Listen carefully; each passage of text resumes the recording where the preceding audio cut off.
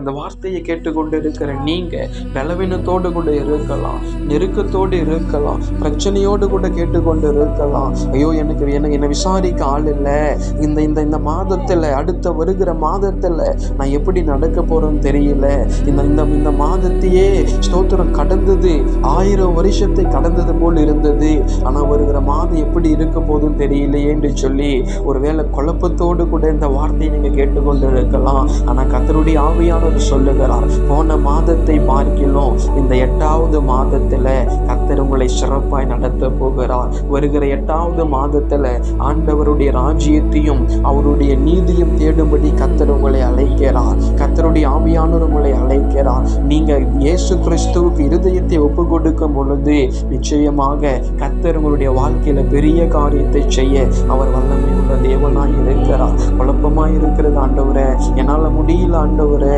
என்னை ஏன் என் வாழ்க்கையில இந்த நெருக்கம், ஏன் என் வாழ்க்கையில இந்த பிரச்சனை, அநேகர் இருந்தும் நான் அனாதையா இருக்கிறேன், என்னை ஸ்தோத்திரம் சாப்பிட்டியான்னு கேட்கறது கூட ஆள் இல்லை, என்னை விசாரிக்க ஆள் இல்லை, என் பலவீனம் எனக்கு மாத்திரம்தான் தெரியும், என் கண்ணீர் எனக்கு மாத்திரம்தான் தெரியும், இரவு நேரங்களிலே யாருக்கும் தெரியாம என்னுடைய கண்ணீரை நான் தலகாணியில நினைத்து கொண்டு இருக்கிறேன் என்று சொல்லி ஒருவேளை சோர்ந்து போய் இந்த வார்த்தையை கேட்டுக்கொண்டு இருக்கிறீங்களா?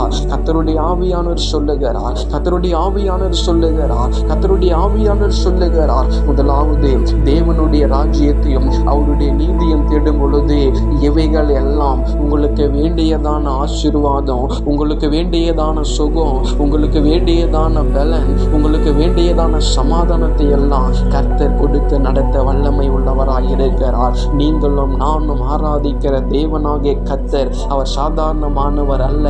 அவர் ஒருவரே அண்ட சராசரங்களையும் படைத்தவர். அவர் ஒருவரே ஸ்தோத்திர உச்சிதமான கோதுமையினாலும் கண்மலை தேனினாலும் திருப்திப்படுத்தி நடத்துகிற தேவனாக இருக்கிறார். ஆபிரகாமை பார்த்து சொன்னார், உன் இனத்தை விட்டு உன்னுடைய தகப்பனுடைய வீட்டை விட்டு நான் கொடுக்கும் தேசத்திற்கு நீ வா, நான் உன்னை ஆசீர்வதிக்கவே ஆசீர்வதிப்பேன், உன் பேரை பெருமைப்படுத்துவேன் என்று சொல்லி சில வாக்குத்தத்தத்தை கொடுத்து ஆபிரகாமை கர்த்தர் அழைத்து ஸ்தோத்திரம் ஆபிரகாமுக்கு சொன்னபடியே அவனுடைய சந்ததியை ஆண்டவர் பெருக பண்ணினது உண்மை என்றால் கர்த்தர் நிச்சயமாக உங்களையும் ஆசீர்வதிக்க வல்லமை உள்ளவராய் இருக்கிறார். ஒப்பு கொடுக்கலாம் கர்த்தருடைய பாதத்துல.